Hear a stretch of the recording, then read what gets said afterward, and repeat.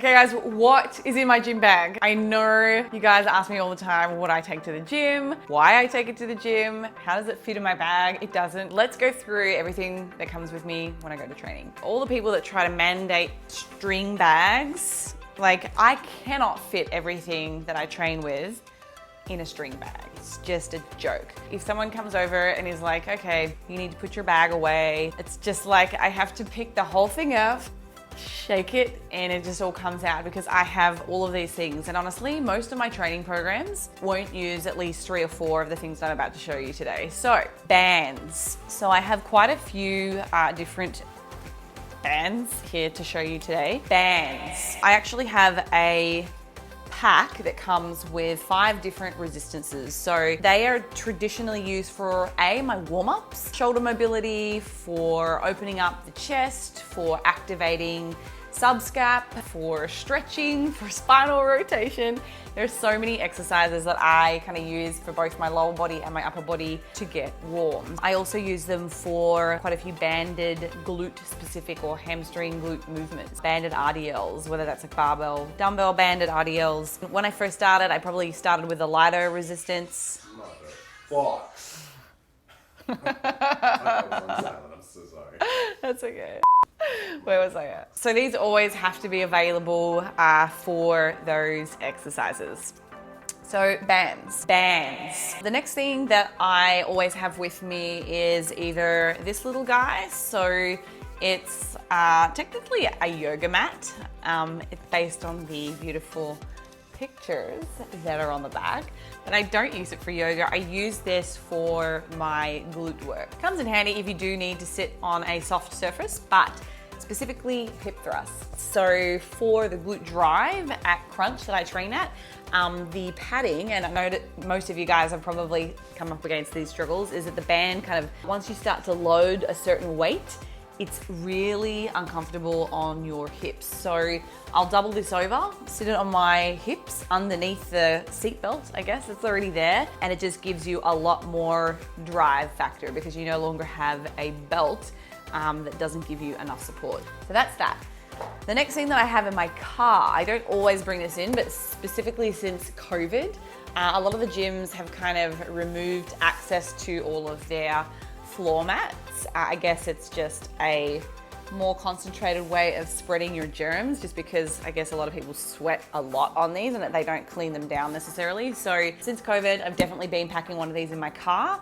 So if I'll check my program before I go in, and if I need it for core work, or there are certain machines in our gym like a seated hamstring curl, and it's kind of on an axis and it swings. It often really, the padding that kind of is part of the machine doesn't protect your shins enough. So I'll actually fold this over, put it underneath on my shins so that I can actually get my hamstrings working without my shins actually crippling and the bones breaking before I actually can load the weight enough to work my hamstrings.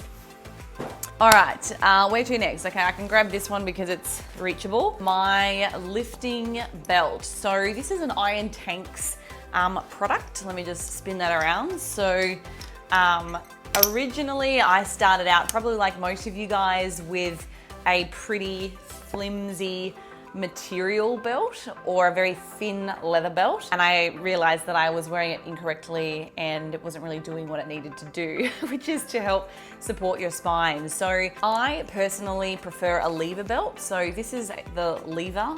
It kind of locks in on the front here and then you slide it into place. So this is great for a quick release. So when you finish your sets, when you're normally suffocating because you've loaded a correct amount of weight, you want to undo that tension quickly, and you can quickly kind of just throw it off and it unlatches. This helped me significantly with my squats and my deadlifts. That's really the only thing that I wear it for, or if I know I am prioritizing another compound movement, a multi-joint movement, where there's going to be some kind of tension or pressure on my spine. Based on the literature that we have on lifting belts and what it actually does for us, is that it gives you something to actually support and create internal pressure. If you are valsalving and breathing in filling your lungs up, you've now got something for your core muscles to actually brace against, and it actually helps you to activate those muscles more. And that internal pressure that we create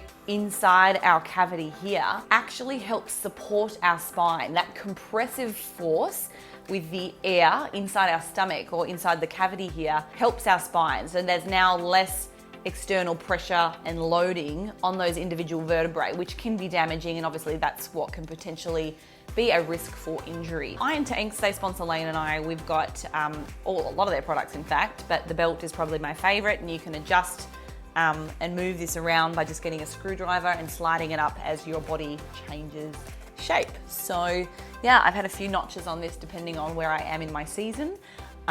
So yeah, it's a very practical, quick and easy accessory. The next thing that I've got in my bag, everybody has a face mask right now, lifting straps. So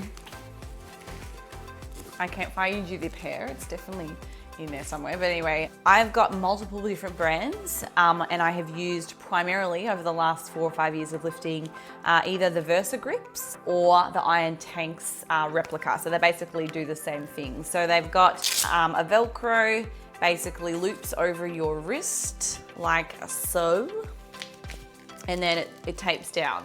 So you've got this flap here. Now, it's not for you to kind of wrap over the machine, or it's actually to go around the barbell or the dumbbell, and you interlink like this. Same for pull-ups. That's how I link when I'm doing a pull-up. It enables you to actually use the muscle group intended that you're wanting to use. So if I'm doing pull-ups, this is a small muscle. My forearms are a smaller muscle group. They are going to fatigue first, and that's going to be at the expense of my back, which is what I'm trying to do a pull-up for, to improve my strength or my musculature in my back. So by having the wrist wraps, I no longer have quite as much stress and loading on these smaller muscles, and it enables me to actually contract and engage the muscle I'm trying to work. I will use straps to deadlift if I'm just doing bodybuilding training.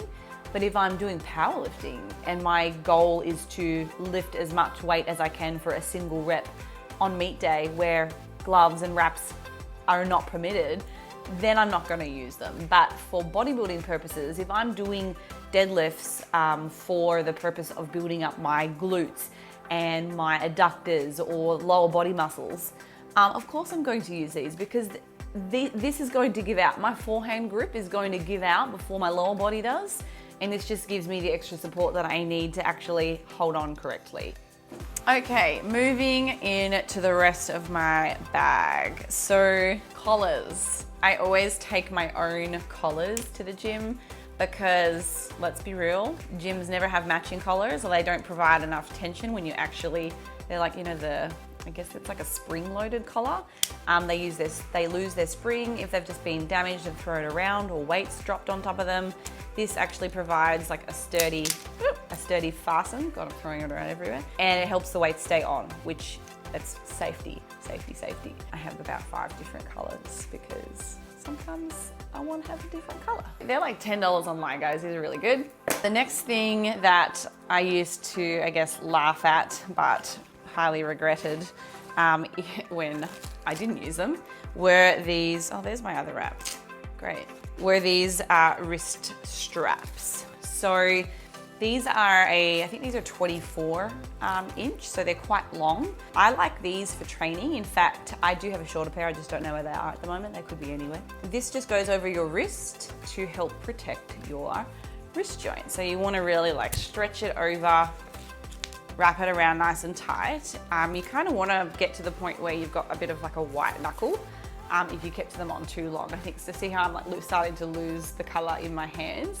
I want it pretty tight, and I use these specifically for squats or anything where I'm in a position where my wrist is compromised. So for bench press, you want to kind of minimize the amount of movement, so that's not quite tight enough. And that's just going to help protect these small joints and the tissues in this muscle area or this musculature. When I compete in powerlifting, I actually use a pair that are a lot thicker and they are more rigid. They don't have anywhere near as much elasticity. But again, when you're performing 1 rep max and you're working to higher load, you want to have something that's a bit more rigid with less give, because you're you're lifting the heaviest amount of weight you probably ever lifted. So that's really the only difference between what I use when I'm training just for bodybuilding versus when I am competing in powerlifting. Last but not least, I think there's actually one more thing that I don't have and I'll talk about it anyway, glute bands. So these are my range of glute bands. So my glute factory,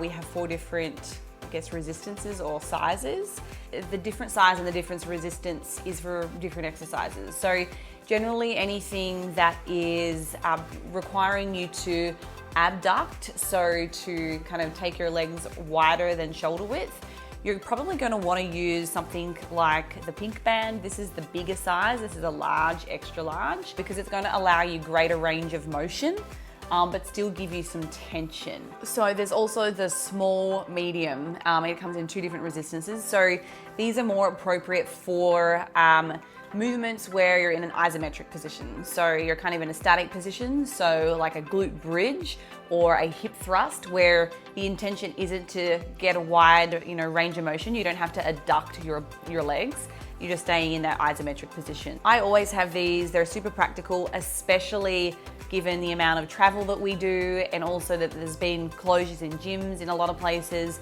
And we don't have the ability to necessarily load up with heavy weights. I still, even with normal access to a gym, will incorporate at least 1 or 2 of these glute style exercises using bands into my day-to-day programming, because you can't always do big, heavy compound lifts. Like, that's very taxing on your central nervous system. So these are a little bit easier and you're still acquiring volume, but in a less taxing way. So that is what I have in my training bag. String bags, I mean, can you imagine me trying to fit all that in one string bag? This is why I carry my training bag with me. I have a lot of things.